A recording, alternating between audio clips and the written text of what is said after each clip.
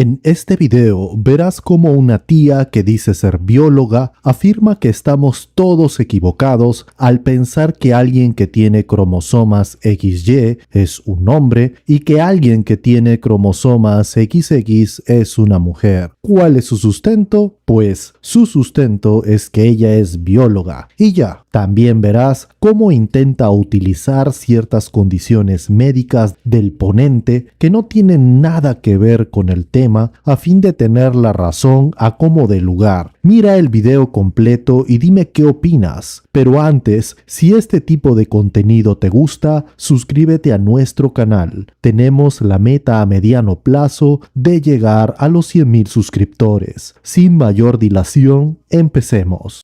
What do you have to say for people who don't fit in your definition of man or woman?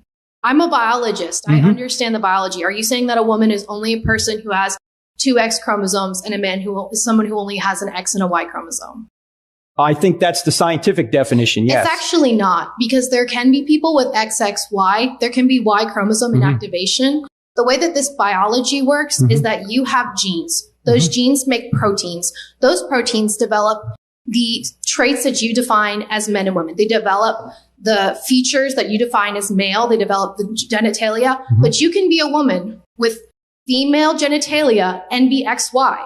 You can be a man, but you can have XX chromosomes. Yeah, I understand what you're talking about, Grace. You're talking about a very rare condition known as intersexed. Right. 1 in 100 people experience chromosomal differences in sex. Okay, but not 1 in 100 have different genitalia or ambiguous genitalia. And what do you say to those people? Well, what you say is that's a situation that is not the norm.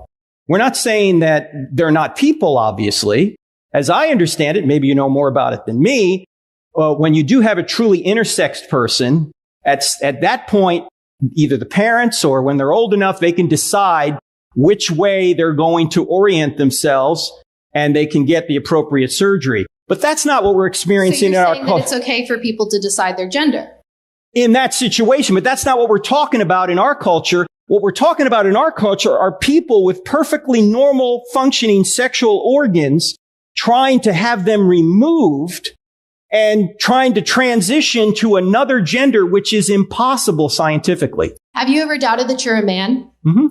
You've doubted that you... Oh, have I ever doubted I'm a man? No, I have never doubted I'm a man. Then what do you say to a transgender person who has never doubted their gender? You're saying that we all change and that obviously transgenderism is a product of some kind of phase, but you've never doubted that you're a man.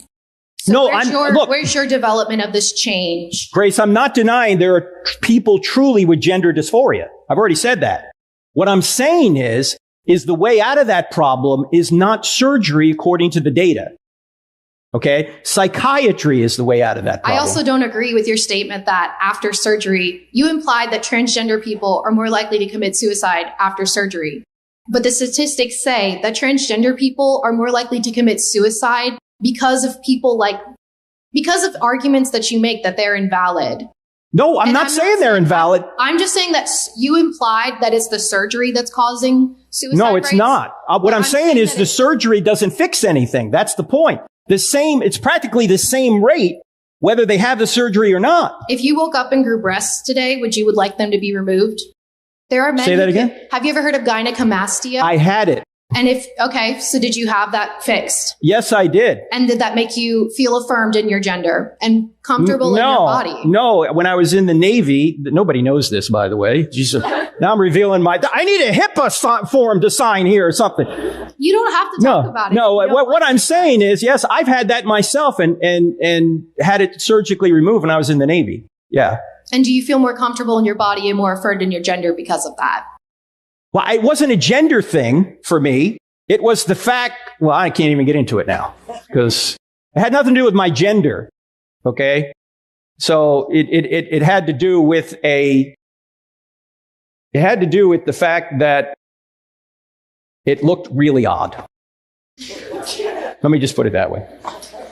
Okay. But Grace, my point is if we truly care about people, are we going to try and force them down a road, particularly as children, into a solution to a problem which is proven not to be a solution?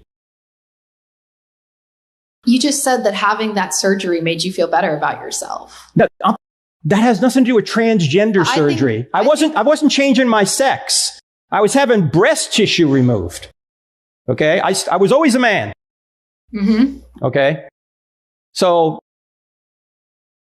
And say that I have XY chromosomes, but I'm born with female genitalia and female body types, but I believe I'm a man. Should I not be allowed to have that breast tissue removed? As an adult, you can do whatever you want. Yes, that's fine. My problem is with the children.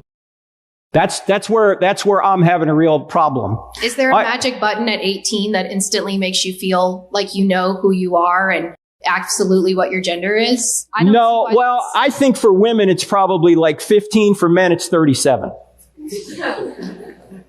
To be honest with you, okay? Because men don't develop as quickly as women, all right? But no, we've just chosen 18 kind of as the adulthood crossing point, although for some issues it's 21, like drinking, okay? So, no, maybe it's later than 18, okay?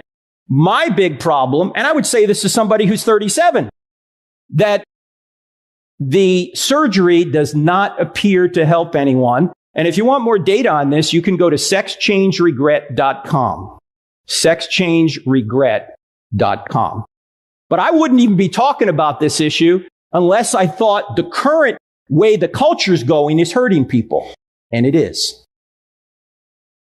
Why would I bring all this abuse on myself? I'd just like to say that I disagree. Okay. Thank you for talking to me. Thank you, Grace. Lo que la tía progre debe aprender es que algo no se convierte automáticamente en verdad simplemente porque alguien dice ser médico. En medicina, las afirmaciones deben ser respaldadas por evidencia científica y validadas por la comunidad médica antes de que puedan considerarse verdaderas. Las afirmaciones médicas deben estar respaldadas por evidencia científica. Esto implica que la afirmación se basa en datos objetivos y verificables que han sido obtenidos a través de métodos científicos rigurosos. Este respaldo es crucial para establecer la credibilidad de la afirmación. Las afirmaciones médicas deben ser validadas por la comunidad médica antes de ser aceptadas como verdaderas. Esto significa que otros profesionales médicos revisan y analizan la afirmación, asegurándose de que sea precisa y esté respaldada por la evidencia. Y aquí culmina este video. Si te gustó, dale like, comenta el video y compártelo. Gracias, hasta luego.